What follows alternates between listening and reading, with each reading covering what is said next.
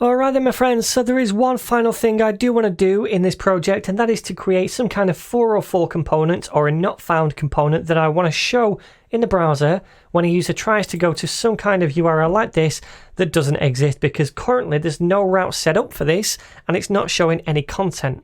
So let's first of all create a component for this. Inside source, I'm going to call this not found. You can call it what you want.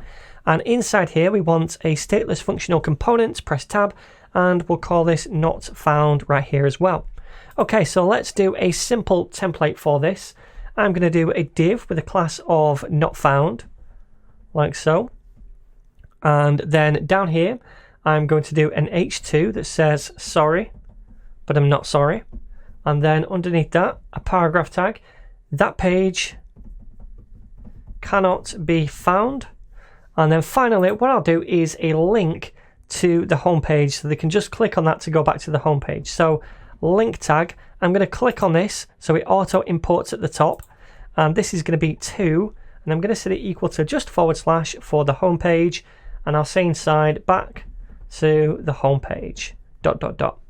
Okay, so this is our not found component. All we want to do now is set it up so that if anyone tries to go to a route that doesn't exist, we show that component. And the way we do that is by going to app.js and adding in kind of like a catch-all route for this. So we need to do this down here at the bottom. I'm going to come to the bottom and add in a new route like so. And we're going to embed not found inside that route like so. Click on that, it should auto import it at the top. Yes, it does. And then we want the path right here to be an asterisk. Oops, that's not typed in. So path is going to be an asterisk. And what that means is, look, catch any other route. Now this goes at the bottom because otherwise it's going to match any route that comes in if it goes at the top. If it goes at the bottom, if none of these match, then this will match it regardless. It's kind of like a catch-all route. So if I press save now, we can see we get this component right here. I can click on this to go back to the home page and it takes us back, but I can go to any old route that doesn't exist, and then we get the 404 page. Now ideally you're going to make something that looks a bit better than this, but this is not a design course or a CSS course, it's React, and hopefully now you can go and make your own better 404 pages. And that, my friends, is this project pretty much complete.